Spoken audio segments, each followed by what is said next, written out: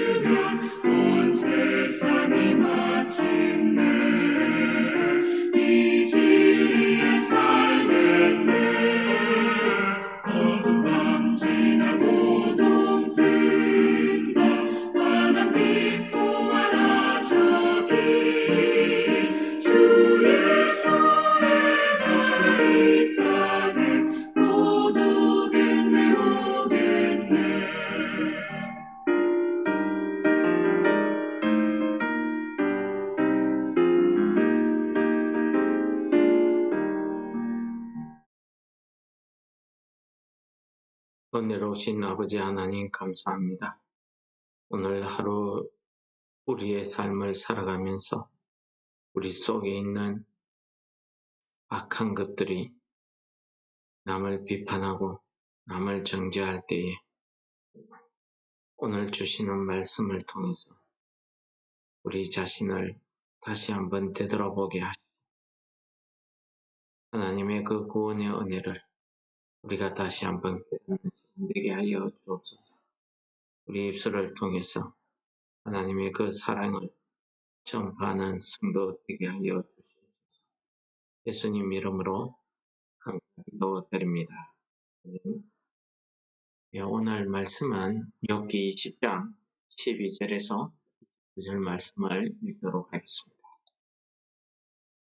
그는 비록 악을 달게 여겨 혀 밑에 감추며 그래서 버리지 아니하고 입천장에 물고 있을지라도 그의 음식이 창자 속에서 변하며 뱃속에서 독사의 쓸개가 되느니라. 그가 재물을 삼켰을지라도 토할 것은 하나님이 그의 배에서 도로 나오게 하심이니 그는 독사의 독을 빨며 뱀의 혀에 죽을 것이라.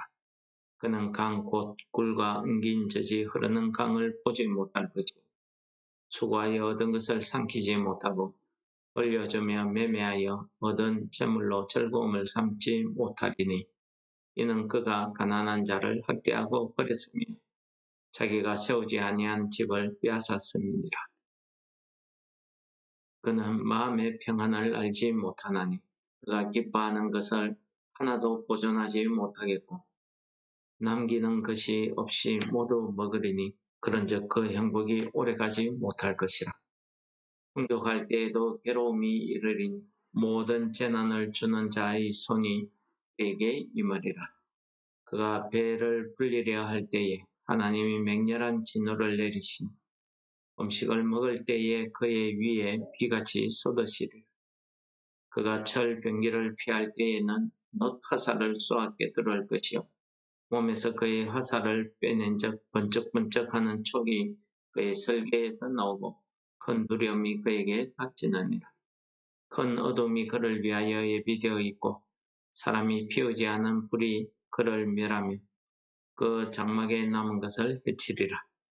하늘이 그의 죄악을 드러낼 것이요 땅이 그를 대항하여 일어날 것인즉 그의 가산이 떠나가며 하나님의 진노의 날에 끌려가리니 이는 악인이 하나님께 받을 분깃이요 하나님이 그에게 정하신 기업이니라.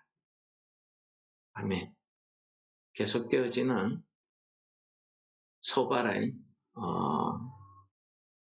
이야기가 되겠습니다. 오늘 소발에 계속되어지는 이야기는 한마디로 악인은 망할 것이다.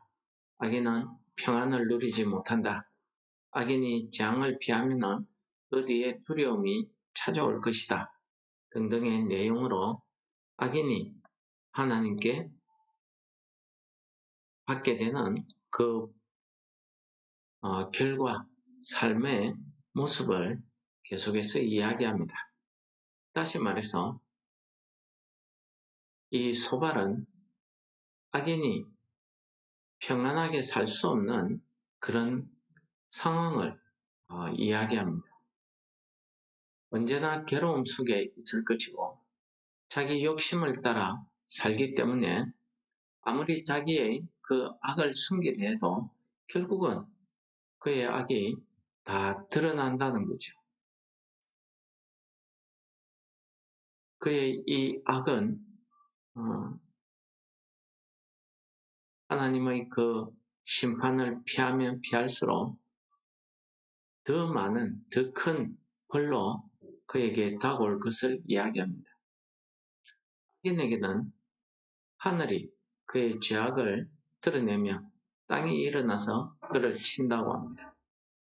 또한 오늘 말씀 가운데는 보시면은 하늘에서 불이 떨어져서 그의 모든 가산을 태울 것이라는 진노를 비같이 쏟으실 것이라는 이런 말들이 있습니다.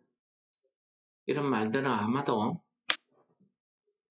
사람이 피우지 않은 불이 그를 멸한다. 이건 아마 욥이 하늘에 불이 떨어져서 그의 종들과 가축들을 태운 그 일을 아마 지적하고 있는 것 같습니다. 그의 가산이 다 떠나고 하나님의 진노의 날에 끌려간다. 모든 재산들이 강도떼들에 의해서 탈취당한 그것을 이야기하죠.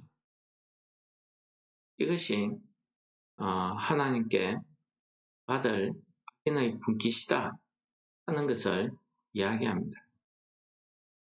오늘 소발은 욥이 부유하게 살았던 것, 욥의 모든 재산, 그것은 그가 가난한 자를 학대하고 그 가난한 자의 가산을 빼앗았기 때문에 오늘날 하나님의 이러한 곧 심판을 그가 받게 되었다 하는 것을 이야기합니다.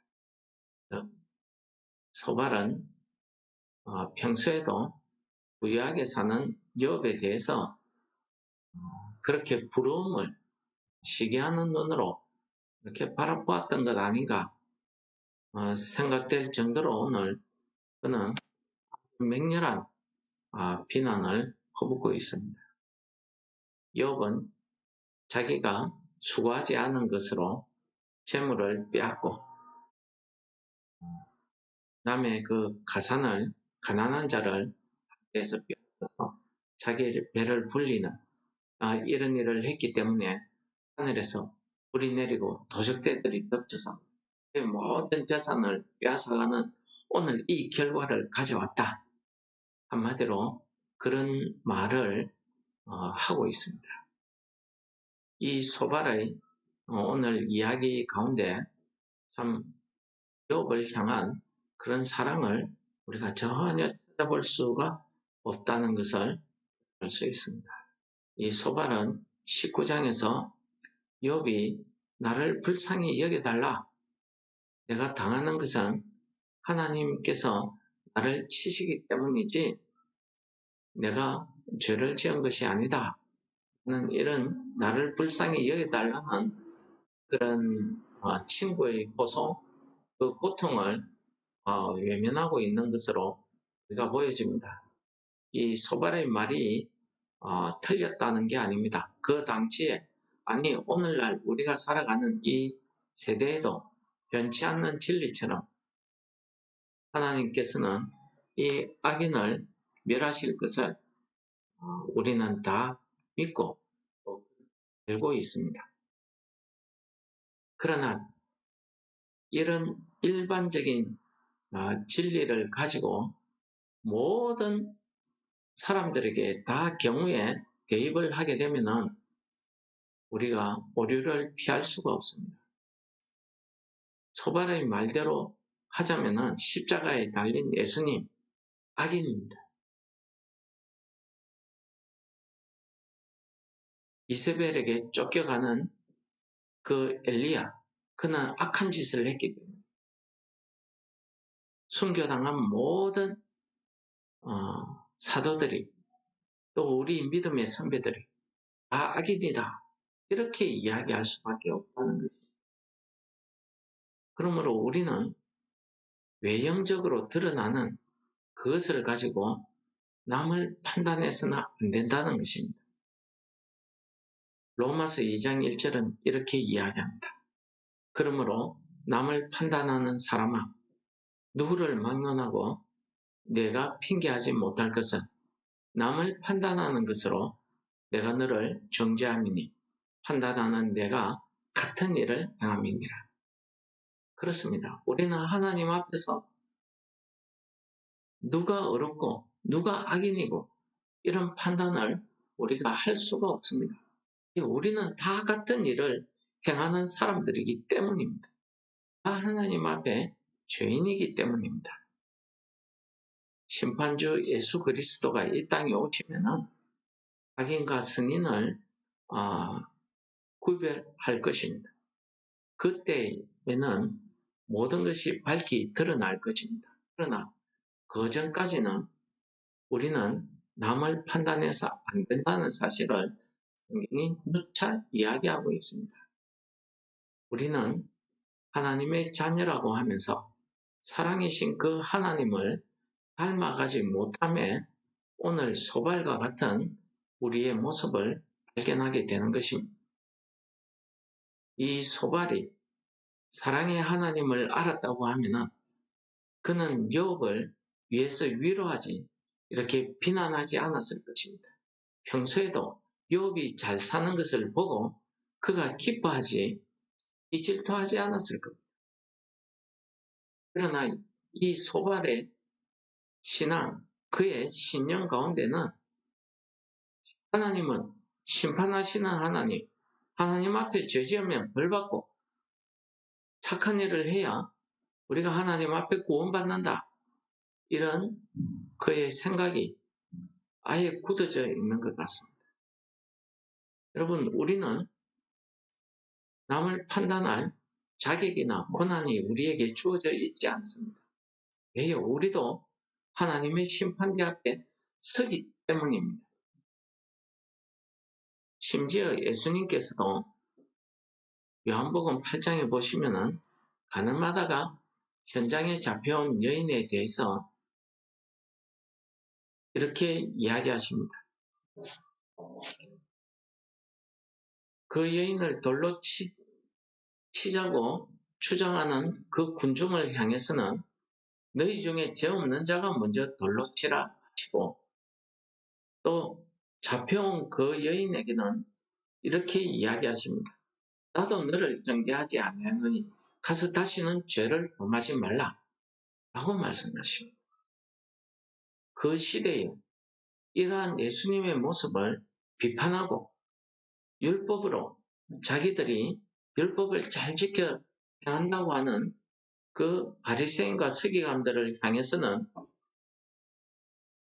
예수님께서 너희는 육체를 따라 판단하지만 나는 아무도 판단하지 아니한다 라고 요한복음 8장 15절 말씀하고 있습니다. 여러분, 우리의 주님 대신 예수님께서도 남을 판단하지 아니하는데 우리가 어떻게 남을 이러쿵 저러쿵 판단하겠습니까?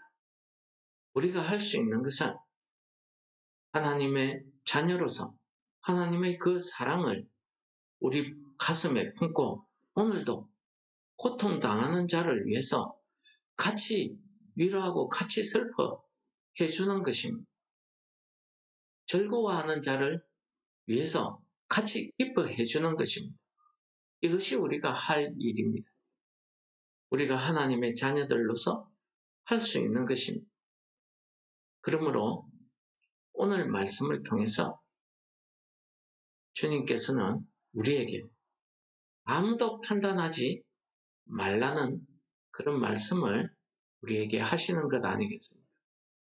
오늘 우리를 만나는 모든 사람들을 향해서 하나님의 그 뜨거운 사랑을 실천하시는 우리 성도 여러분들 되시기를 축원합니다.